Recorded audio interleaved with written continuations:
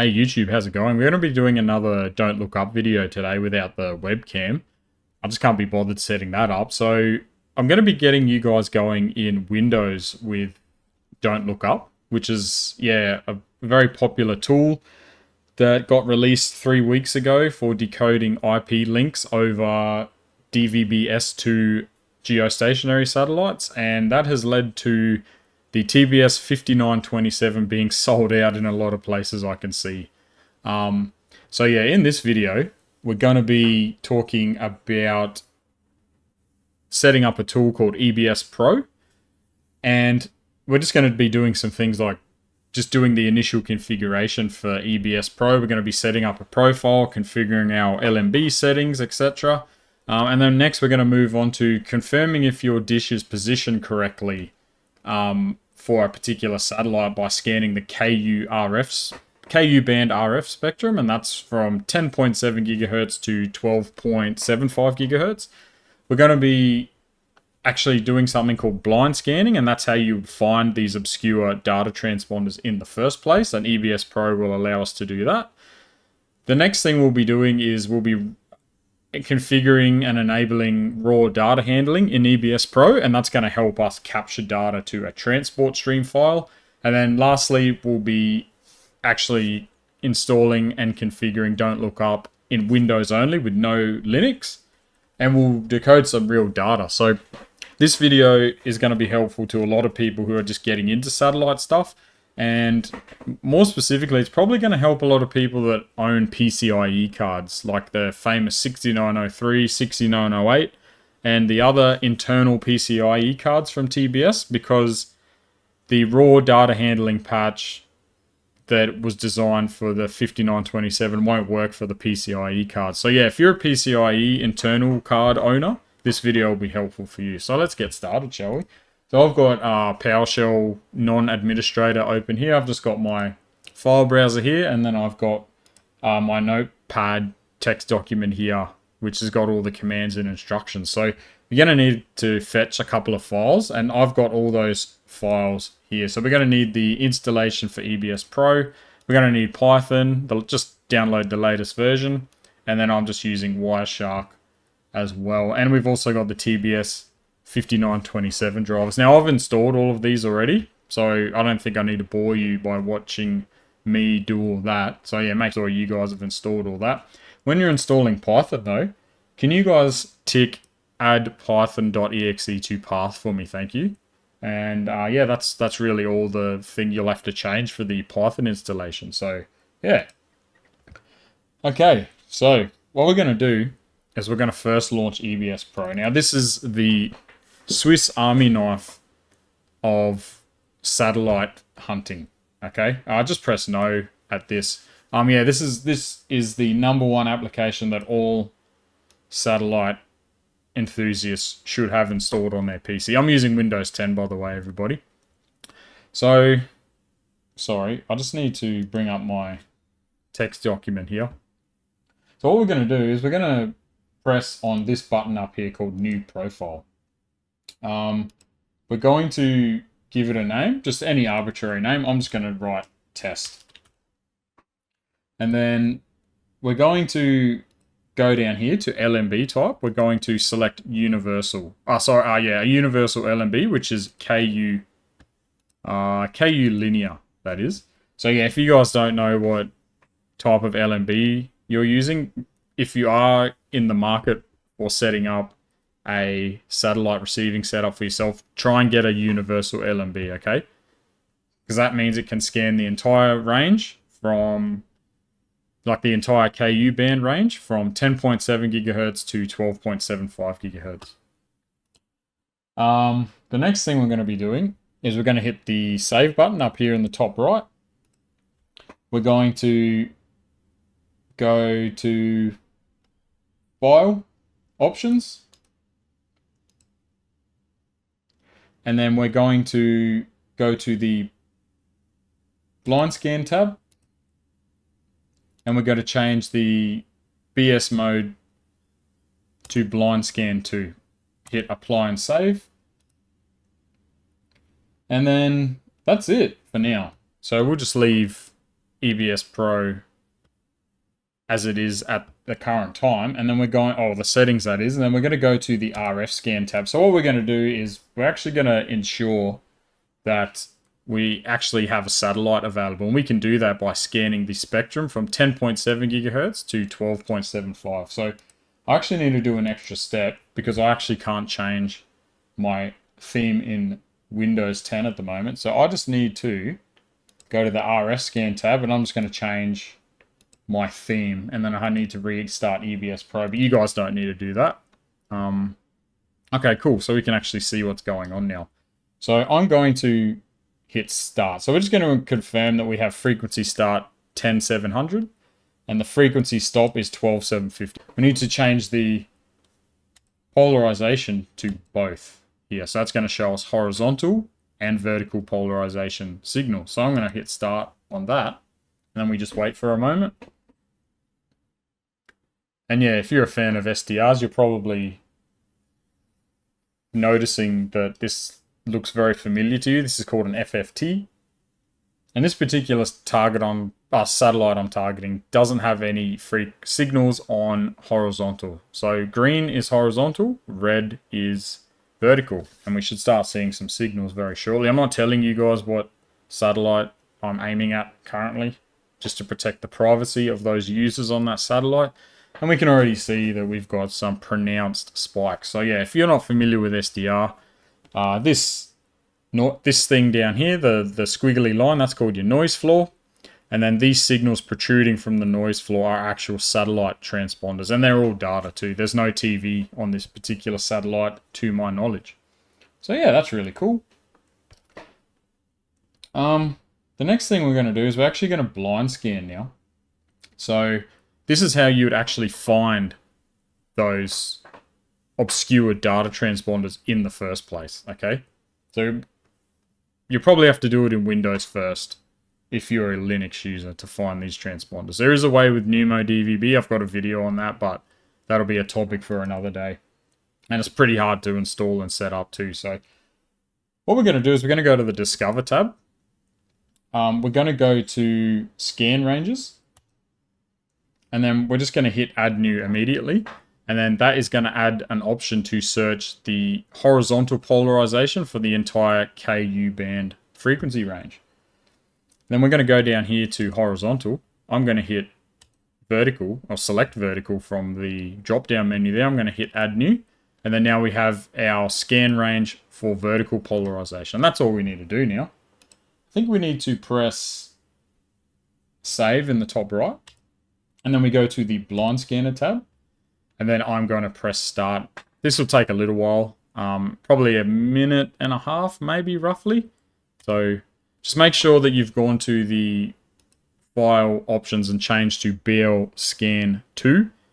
The difference between BL Scan 2 and BL Scan 1 is, I think BL Scan 2 is actually like a hardware blind scan that's actually in the hardware of the 5927 TBS USB satellite tuner, whereas blind scan 1 is just a generic carrier search where it'll just find signals in the spectrum, and it takes a very long time to do the, what is it, a couple of hundred megahertz of frequency range. So this is going to take a little while, so I might just mute my microphone and I'll speed up the video in post-production for you guys. See you soon.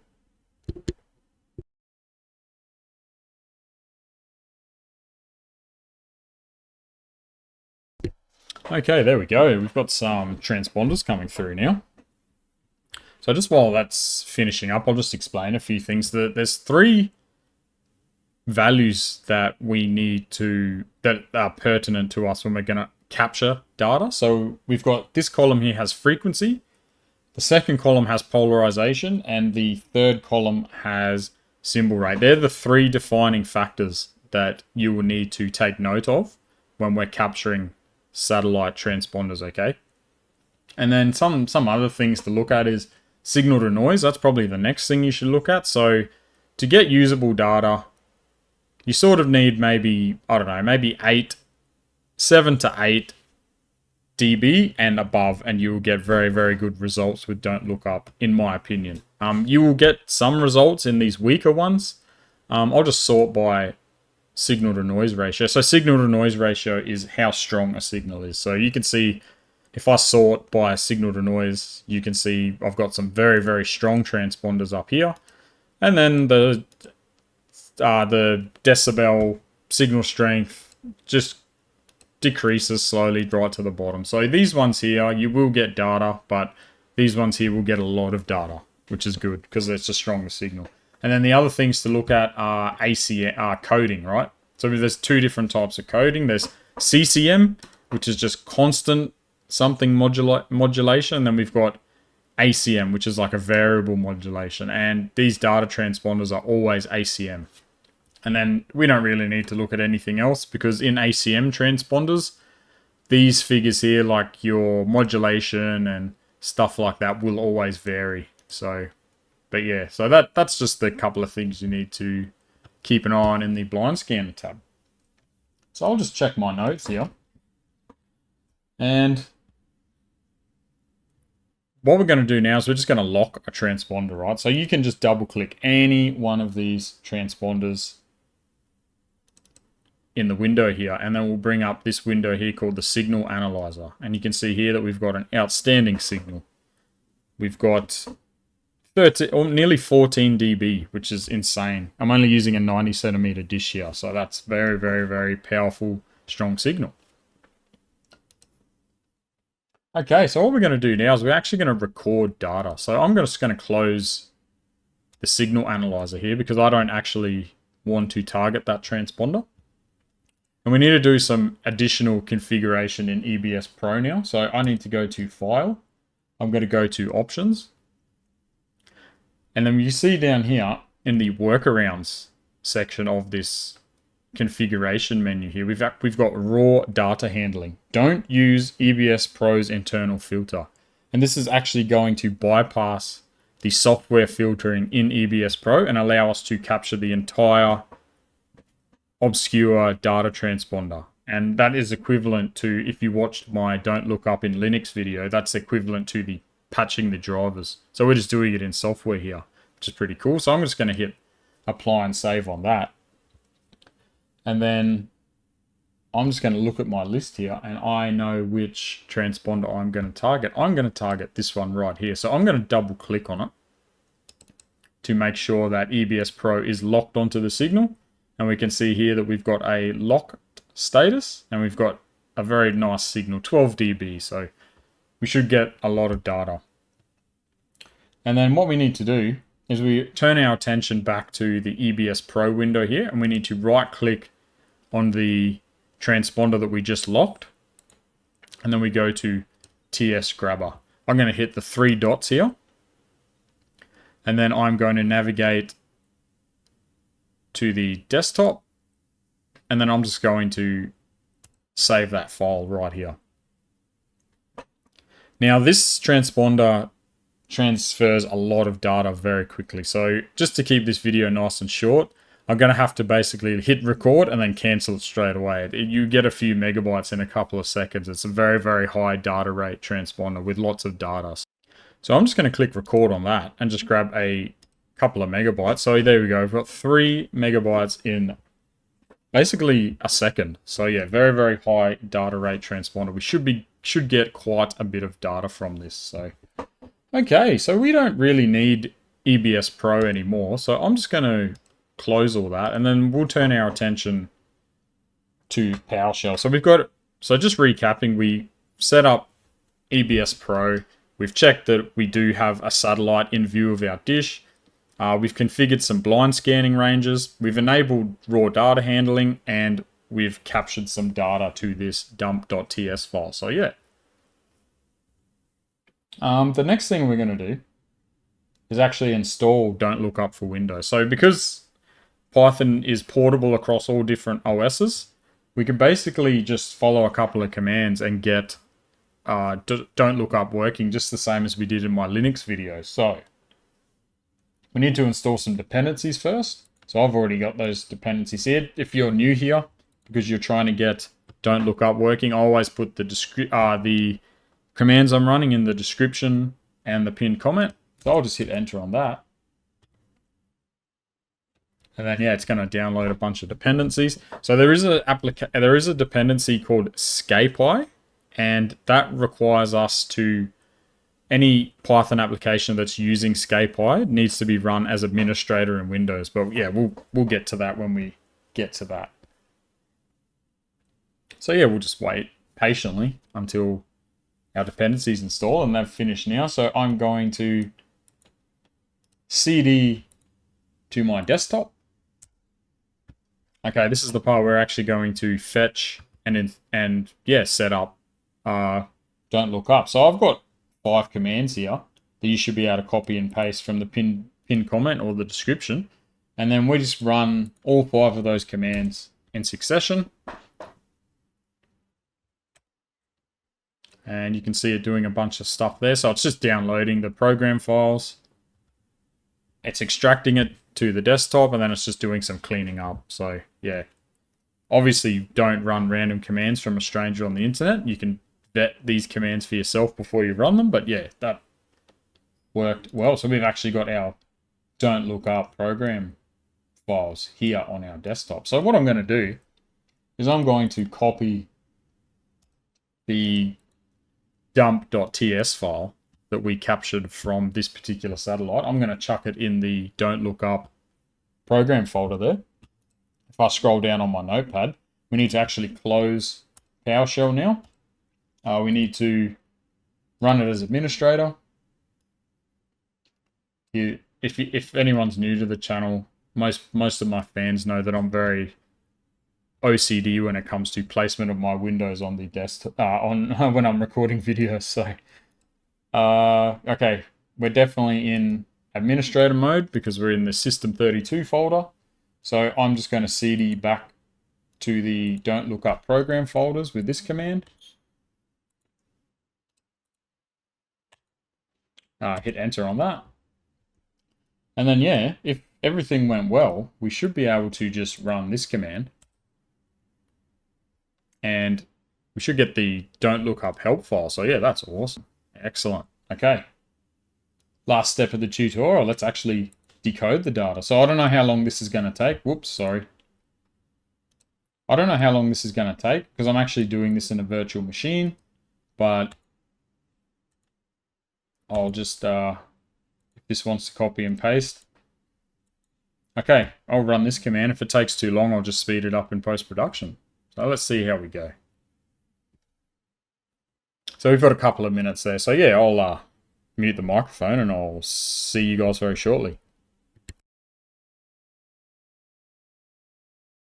Okay guys, I'm back. So yeah, that took a couple of minutes, and we can see here that we have a summary of our passes. So we've got almost 1,000 IP packets extracted from about 560 baseband frames. So yeah, that probably explains the high data rate of this transponder. It's cramming a lot of data in there. So yeah, that's very cool. So what can we do now? Well, if we go to our DontLookUp program folders and we go to the output folder there, we can see here that we've actually got a PCAP file. So people that are familiar with packet hunting and stuff like that will know that a PCAP file is a capture of some IP packets. And we can use an application called Wireshark. So I just need to set up my window here because I have to blur this out in post-production. But I can open that PCAP file in this output folder of DontLookUp, and I open that. And we have satellite internet traffic there. So yeah, very, very cool. I'm not going to explain what any of this is, but what I'm looking at now is quite sensitive. And it has something to do with 4G LTE, and that's all I'm going to say about that. So yeah, that's it. That's all we're going to be doing for this video, getting you guys up and running. And yeah, probably PCIe card owners are going to get the most out of this video, that's for sure, so they can actually capture raw data and decode it. So yeah, that's it. This video is going a bit too long. I'm going to say goodbye. Thanks for watching, and see you in the next video. Bye.